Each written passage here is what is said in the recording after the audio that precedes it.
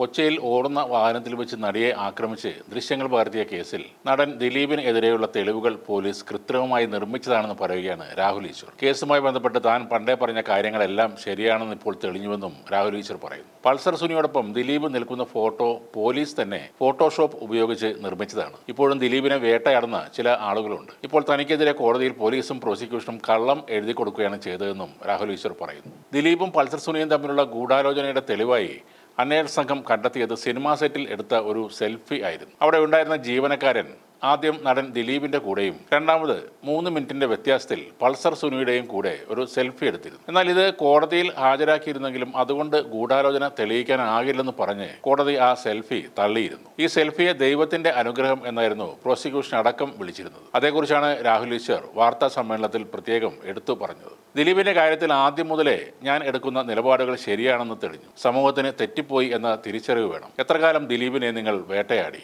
ഇപ്പോഴും ദിലീപ് എന്തോ തെറ്റ് ചെയ്തു എന്നും ഇതിന് പിന്നിൽ ഒരു ഗൂഢാലോചനയുണ്ട് എന്നും ചിലർ പ്രചരിപ്പിക്കുന്നു. പൾസർ സുനിയും ദിലീപും ചേർന്ന് നിൽക്കുന്ന ദൈവത്തിന്റെ കയ്യൊപ്പുള്ള ഫോട്ടോ എന്ന് പറഞ്ഞ് പോലീസും പ്രോസിക്യൂഷനും മാധ്യമങ്ങൾക്ക് ചോർത്തി തന്നത് ഒരു വ്യാജ ഫോട്ടോ ആണെന്ന് കണ്ടെത്തിയെന്നും രാഹുൽ ഈശ്വർ പറയുന്നു. സാധാരണക്കാരനായ താൻ 16 ദിവസമാണ് ജയിലിൽ കിടന്നതെന്നും ദിലീപ് 85 ദിവസം ജയിലിൽ കിടന്നുവെന്നും രാഹുൽ പറഞ്ഞു. പോലീസ് തന്നെ ഇങ്ങനെ ഫോട്ടോഷോപ്പ് ചെയ്ത് തുടങ്ങിയാൽ ഈ രാജ്യം എവിടെ ചെന്ന് നിൽക്കുമെന്ന് കൂടി രാഹുൽ ഈശ്വർ ചോദിക്കുന്നുണ്ട്. തനിക്കെതിരെയുള്ള കേസിൽ കോടതിയെ പൂർണ്ണ വിശ്വാസമുണ്ടെന്നും താൻ കുറ്റവിമുക്തനാക്കപ്പെടുമെന്നാണ് വിശ്വസിക്കുന്നതെന്നും രാഹുൽ പറഞ്ഞു. ജയിലിൽ കിടക്കുന്നതും പട്ടിണി കിടക്കുന്നതുമൊക്കെ എനിക്ക് പുത്തരിയല്ല.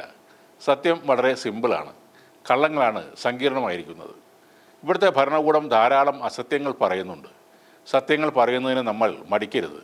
അങ്ങനെ മടിച്ചാൽ ഈ രാജ്യം നിലനിൽക്കില്ല എന്നും കൂടി രാഹുൽ പറഞ്ഞു. നേരത്തെ ജാമ്യം ലഭിച്ച് ജയിൽ മോചിതനായ ശേഷം രാഹുൽ പറഞ്ഞത് വ്യാഴാഴ്ച ജാമ്യം കിട്ടേണ്ടതായിരുന്നു എന്നാണ്. എന്നാൽ അഭിഭാഷകൻ കോടതിയിൽ പറഞ്ഞത് പോലീസ് റിപ്പോർട്ട് കിട്ടിയിട്ടില്ല എന്നാണ്. ഇലക്ഷൻ കഴിയുന്നവരെ അകത്തിടാൻ വേണ്ടിയായിരുന്നു ആ നീക്കം. സ്വർണ്ണക്കൊള്ളയിൽ ക്യാമ്പയിൻ ചെയ്യുമെന്ന പേടിയിലാണ് അങ്ങനെ ചെയ്തത്. അതിനാലാണ് തൻ്റെ ജാമ്യം നിഷേധിക്കപ്പെട്ടത്. മെൻസ് കമ്മീഷന് വേണ്ടിയാണ് എൻ്റെ പോരാട്ടങ്ങളെല്ലാം.